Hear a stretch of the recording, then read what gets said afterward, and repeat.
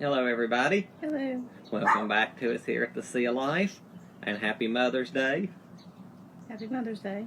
Mother's Day. I hope we trust and hope that everybody's having a wonderful and blessed Mother's Day. Yes. We have a very brief lesson today. It's not very long today. Nope. Because it is a holiday and a very special one, and one that was actually created right here in our home state of West Virginia. In 1907, a woman named Anna Jarvis created Mother's Day. I believe that she was a elder woman at a Methodist or a Baptist church. I don't know. I didn't look the history of it up. But indeed, it was created right here in West Virginia. Yep.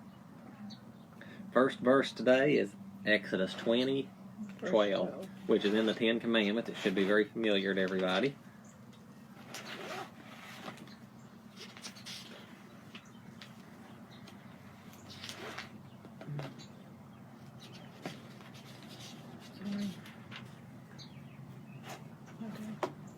Honor thy father and thy mother, which thy days be long upon the land, which the Lord giveth thee. And I think that's just as plain as it gets. Honor your parents. Respect them. Yes, regardless. Honor your parents no matter what.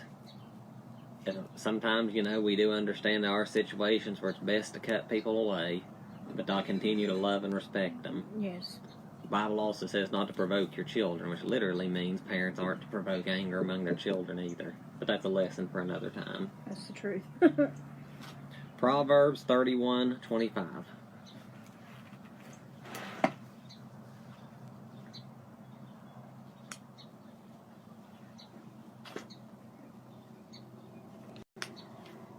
Oops. Went a little bit too far. What is it? Proverbs 31:25. There's 30. 25 would be right. Yep. Strength and honor her clothing. She shall rejoice in her time to come. 28 and 29. Her children arise up and call her blessed. Her husband also, he praiseth her. Many daughters have gone virtuously, but thou excelleth them all.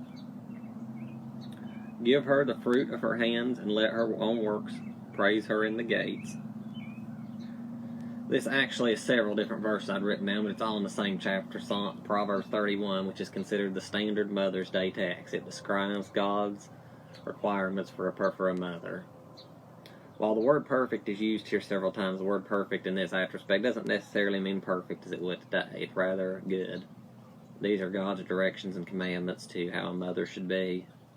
Or any woman, for that matter. Yes, absolutely, not just mothers. Of course, it being 2019, most people consider these verses to be outdated. But it is sad. It is. But this right here is the guideline for any woman, any mother, any grandmother. And it's a great example. Yes, it is. These are some wonderful, wonderful verses. I explore anybody to go back and look at Proverbs chapter 31 and look it over with prayer and study. Or Titus 2. Titus 2, we'll look into that. Okay, and here we are in Titus 2 that she suggested. Which one do you want me to read? The ones that you want to read that has to do with that goes along with the day. In chapter 2. Chapter 2, verse 3. The aged woman likewise, that they be in behavior as becometh holiness, not false accusers, not given too much wine, teachers of good things. And that they may teach the young women to be sober, to love their husbands, to love their children, to be discreet, chaste, keepers at home, good, obedient to their own husbands, that the word of God be not blasphemed. Absolutely. Those are some wonderful verses. I didn't write them down in my prep. She mentioned it, and it was definitely meant for the day. Today, a lot of the young women think they should teach the old women. And unfortunately, a lot of the old women don't want to teach the young women. That's true. It's sad. We're living in an era without natural affection, and a godless era today where these verses don't apply. But I imply to any Christian family who's interested in living a Christian lifestyle to look over these verses. That's what I live my life by. Yep, and something I can always mention at this point, a mother doesn't necessarily have to be the biological mother. In many cases, unfortunately, the mothers ain't even fit to raise their children, and they find it just goes to those who stepped up and took care. And a mother can be a lady in the church, an elder lady in the church you look up to. Yes. Of course, even in modern churches, the elderly ladies are even afraid to approach the younger ladies because the younger ladies think they know it all and don't want to listen. And we can tend, as a younger person myself, we can tend to be disrespectful. It's definitely not how it was years ago, even growing up, being raised in it, but it's much different nowadays. So it's different with how they approach it. Absolute. Genesis chapter 3, verse 20.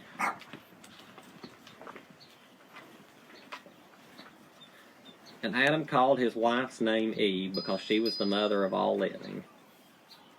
Eve was the first mother. Every person on this earth today, man or woman, descends from Eve. Yes. That's my view. I completely reject the theory of evolution. If somebody wants to debate or somebody wants to believe God created man through evolution, then I hope you're right. I mean, I don't think anybody's going to be sent to hell for believing it, but myself, I personally accept the creation account and the account of Adam and Eve as pure literal history. Yes. Eve was the mother of all things. Every woman descended from her. If you skip over to a few verses later, she gives birth to a man. Abel.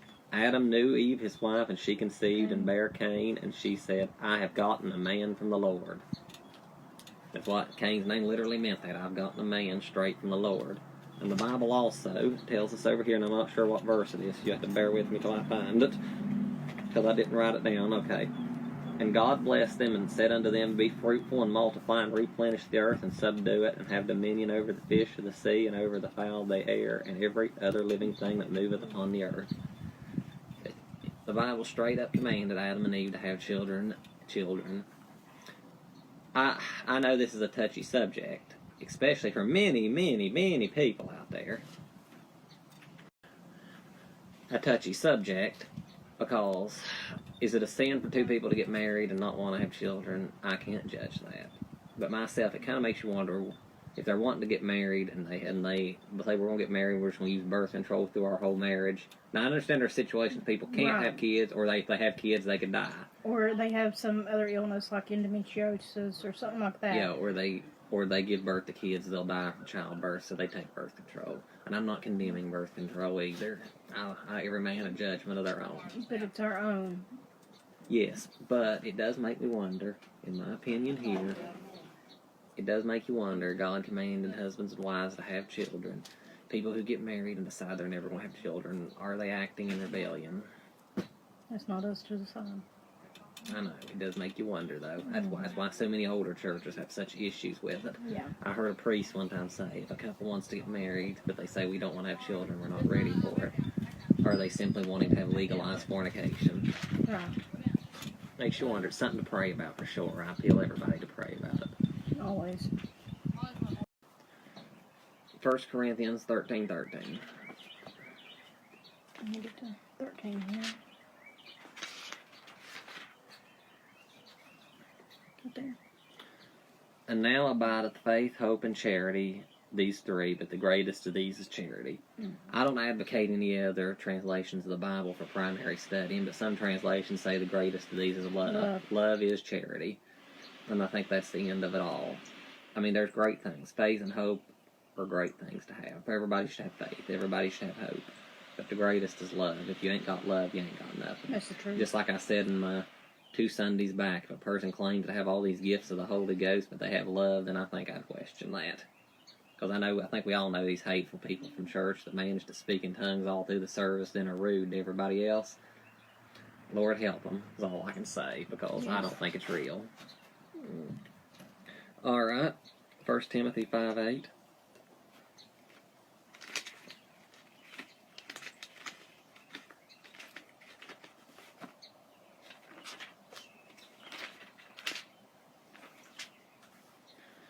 But if any provide not for his own, specifically for those of his own house, he hath denied the faith and is worse than an infidel.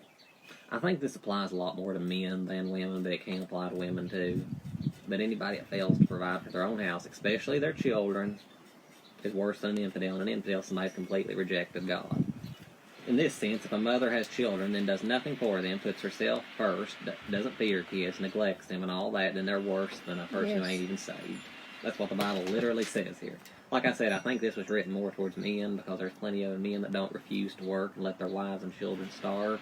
But it can apply to women too. Okay, in Proverbs 23:22. Almost turned right to it. You did. Proverbs in the middle of the Bible. It's pretty easy to turn to Proverbs. Hearken unto thy father that beget thee, and despise not thy mother when she is old. We see this all the time, Yes. especially in 2020 more than any other time as people grow up and they forget their parents. Now, I understand in this rat race world today, it's hard to squeeze time in for your parents. God knows I don't see my mom as much as I want to. But some people don't even make the effort. Believe it or not, in the years I've worked with the public, I have seen elderly people come into the grocery stores I've worked and say they ain't seen their kids in 10 years. We knew a lady a few years ago. What was her name? Catherine something. We took a fern to on Christmas Eve because she said she hadn't seen her daughter in 15 years. It was so sad. Yeah, and she in our town that we lived in, she lived in Ohio, which was an hour drive. Mm-hmm. My mom manages to see my grandma at least 4 or 5 times a year, which is a pretty good lot considering the work she has to do. If she can drive 400 miles to visit my grandma for a weekend, that woman could have drove an hour to visit Catherine. Absolutely. There's no excuses. No. And I mean, I understand things happen in life. Yeah. There may be some toxicity and stuff in the relationship. And all I can say is just pray about it. It's hard. Just gather your wisdom from, the Lord. Go to the Lord in prayer. He'll tell you what to do. Speak to a close friend. Just try your best. As long as you've tried and made the effort, that's all that matters. That's right. Another situation too, at the time the Bible was written, transportation was very difficult. Most families lived much closer together. But in today's world, with the internet and telephones and video chatting and Skype and all that, there's really no excuse for not staying in communication. That's right. But even those are a thing, I think there's something more special about face-to-face than over a phone. Well, that is all of the straight-up Bible verses I've written down. But I have written down a few of the Bible's most notable mothers. And we'll mention them. We've already discussed Eve, who is the mother of all living things. Her story is found in Genesis. Sarah is also found in Genesis in chapters 12, 13, 14. You can read her story, how she was 90 years old and still gave birth to her son Isaac. Mm-hmm. A few verses later, Rebecca, the wife of Isaac, she was barren, could never even have children, and God answered her prayer. She indeed had twins, Esau and Jacob. That's why you don't listen to doctors who tell you whether or not you can have kids. Nope, I can name 10 people who's never had kids. In fact, I know of one doctor who told a woman that prayer wouldn't do no good, and she had 5 children. Jochebed was the mother of Moses. She went against the law of the land to hide Moses and Moses lived to deliver his people. If she had obeyed the law of the land, as everybody thinks we should do today, she would have had to turn him over and they would have threw him to the alligators. Hannah was another barren woman. She promised God that if he'd give her a son, she'd give her son back to him. God gave her son Samuel, and she took him, gave him to the temple, and the temple raised him. He became one of the greatest prophets of the Old Testament. Mm-hmm. And Elizabeth, another old barren woman who delivered a son Zacchaeus, and because her and her husband didn't believe God, just like Abraham and Sarah didn't, God punished him and struck him deaf and mute. I don't know if he's deaf. I think he was just mute. I have to miscross some words there, but that goes to listen. If God promises you something, you can easily speak out of existence. It's a wonder God didn't take that promise away from them. They're blessed in that. Yeah. And I think the greatest mother of the Bible altogether was Mary, mother of Jesus. We don't advocate worship or veneration of Mary, like some people do. I don't know whether it's right or wrong. I mean, I don't want to get into it because I have a lot of Catholic friends, but I don't believe in praying to Mary, and I don't believe Mary can hear your prayers to take them to Jesus. If she can, I pray she can, because so many people do pray to her. I truly hope that she can, but I personally don't believe it. I take my prayers straight to Jesus. There's one mediator. That's him and him alone. Yep, that's my belief. But that pretty much ends our Mother's Day message. Again, we say Happy Mother's Day to everybody. Anything you want to add, dear? Happy Mother's Day. We love everybody out there. And that goes to even those who've lost kids. Yes, mothers aren't just those who've had kids. Mothers are ones who've lost kids. They're ones who don't have spiritual children. There's many women out there, just like I mentioned before, who have children or just as close to them. An old saying is, family doesn't require blood, it requires love. That's right. And I believe that, just like the Bible said, the greatest thing is love. But to everybody out there, Happy Mother's Day. Happy Mother's Day.